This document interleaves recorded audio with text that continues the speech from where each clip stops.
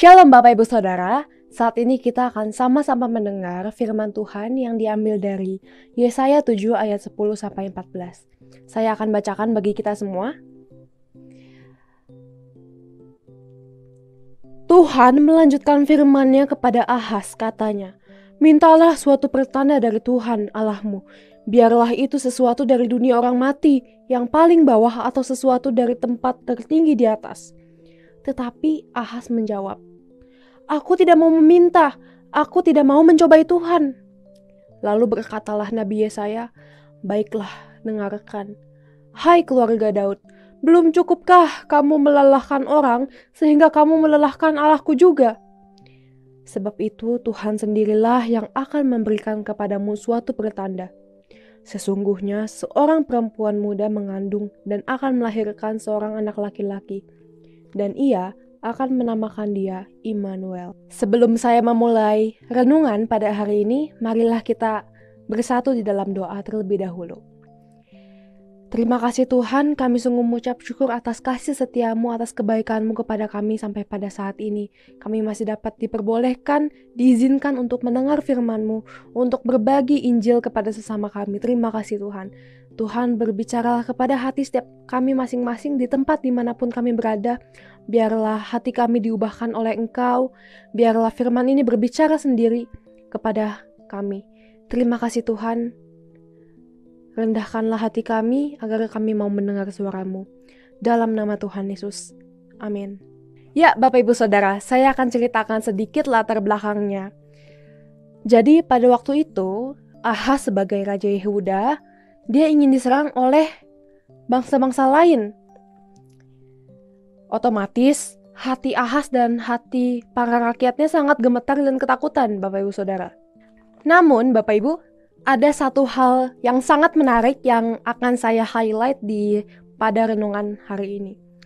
Jadi kalau misalnya kita membaca perikop-perikop sebelumnya, itu sudah dijelaskan 2 kali bahwa Allah berkata kepada Ahaz, "Mintalah tanda." Ya, kita bisa baca juga tadi di ayat 11, "Mintalah suatu pertanda dari Tuhan Allahmu."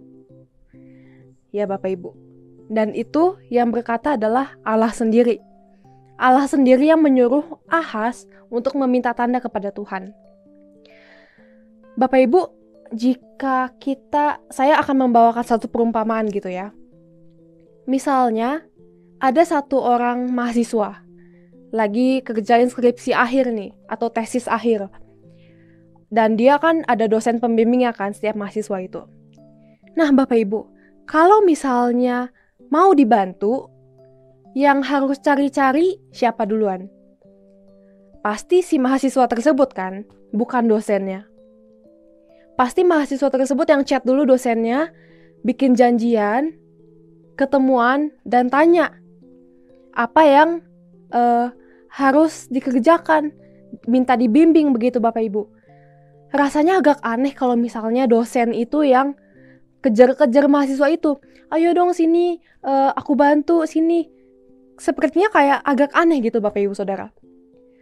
Namun inilah yang dilakukan Allah kepada Ahaz. Yang butuh sebenarnya Ahaz. Yang butuh tanda. Yang butuh tahu harus melakukan apa sebenarnya Ahaz. Namun malah Tuhan yang menyuruh Ahaz meminta tanda. Dan yang lebih anehnya lagi Bapak Ibu Saudara, di ayat selanjutnya Ahaz bilangnya gini, "Aku tidak mau meminta, aku tidak mau mencobai Tuhan." Ya Saudara, sepertinya kedengarannya hal ini kayaknya spiritual banget gitu ya si Ahaz ini. Dia bilang gak mau mencobai Tuhan. Tapi apakah benar dia tidak mau mencobai Tuhan? Atau sebenarnya niat dia jelek tapi dia perhalus dengan kata-kata yang indah gitu Bapak Ibu Saudara. Jadi kalau kita mendalami cerita Alkitab ini, ternyata maksud Ahaz bukanlah semulia perkataannya. Tapi Ahaz sudah punya pikiran dalam benaknya. Apa yang harus dilakukan, apa yang harus dia kerjakan untuk melindungi bangsanya. Menurut dia, kalau misalnya dia dengerin Tuhan, pastilah itu tidak sesuai dengan keinginan hatinya. Saudara, ternyata Raja Ahaz ini sudah mengatur strategi sendiri. Dia ingin meminta tolong kepada bangsa Asyur. Ya, dia pintar ya, bangsa Asyur itu bangsa yang besar, untuk menolong dia membela bangsanya, Yehuda. Dia tidak mau mendengar, dia tidak mau meminta tanda dari Tuhan. Bapak Ibu, kalau misalnya kita ngomongin soal tanda begitu, tanda itu bagi saya bukan sesuatu hal yang salah, melainkan tanda itu bisa diartikan sebagai mencari kehendak Tuhan, mencari jawaban Tuhan, apa yang Tuhan ingin kita lakukan, Bapak Ibu Saudara. Namun Raja Ahaz benar-benar tidak mau meminta tanda dari Tuhan, padahal Tuhan sudah menyuruhnya 2 kali. Lalu, apa yang diterima Ahaz dan bangsanya? Apa akibatnya dia tidak mau mendengarkan suara Tuhan? Ya, bangsa Yehuda hancur pada saat itu. Strategi dia gagal total. Hanya karena dia tidak mau mendengar apa yang Tuhan minta dia lakukan. Dia sudah peka, Bapak Ibu Saudara. Dia sudah peka bahwa Tuhan menyuruhnya 2 kali. Tapi dia nggak mau melakukan karena apa? Karena dia punya standar sendiri dalam pikirannya. Keinginan dia tidak sesuai dengan keinginan Tuhan. Baginya, keinginan Tuhan harusnya disesuaikan dengan keinginan dia, Bapak Ibu Saudara. Dan itu hanya akan mengakibatkan sesuatu hal yang buruk saja untuk terjadi kepada diri Ahaz, bahkan kepada bangsanya, kepada banyak orang. Saudara, bagaimanakah dengan kita? Apakah kita melihat kehendak Tuhan dengan objektif, dengan taat, atau kita masih mau kehendak Tuhan disamain dulu sama kehendak kita, Bapak Ibu Saudara? Marilah melalui renungan hari ini, kita sama-sama melihat, kita sama-sama mau percaya dan taat kepada Tuhan, kepada apa yang Tuhan inginkan, meskipun kelihatannya tidak masuk akal. Namun percayalah, Tuhan tahu yang terbaik, Tuhan tahu masa depan kita. Hidup kita ada di dalam tangan Tuhan, Bapak Ibu Saudara.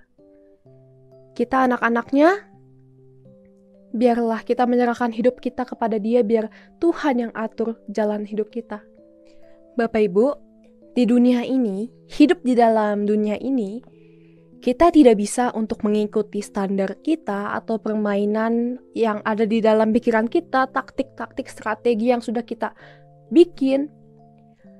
Tetapi dunia ini adalah ciptaan Tuhan, kita adalah ciptaan Tuhan. Yang seharusnya diikuti standarnya, standar cara mainnya, cara mengerjakannya, yaitu adalah standarnya Tuhan. Standarnya Tuhan, Bapak Ibu Saudara. Marilah kita minta Roh Kudus, minta pimpinan Roh Kudus untuk membuat hati kita lebih peka lagi terhadap suaranya, dan bukan dengan keegoisan kita menuntut Tuhan, kita masih mau melakukan apa yang kita inginkan.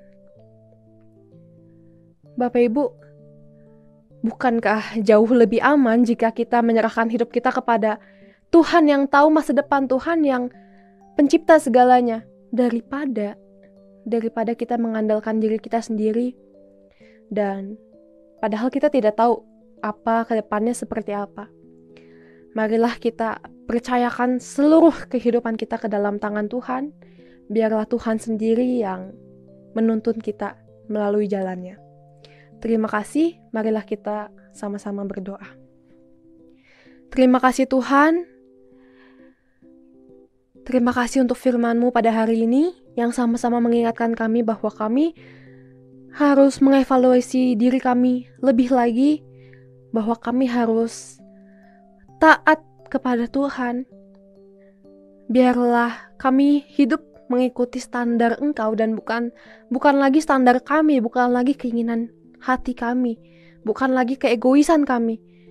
Ajar kami untuk selalu mentaati-Mu ya Tuhan. Inilah doa dan harapan kami serahkan ke dalam tangan-Mu. Dalam nama Tuhan Yesus kami berdoa. Amin. Tuhan Yesus memberkati Bapak Ibu Saudara.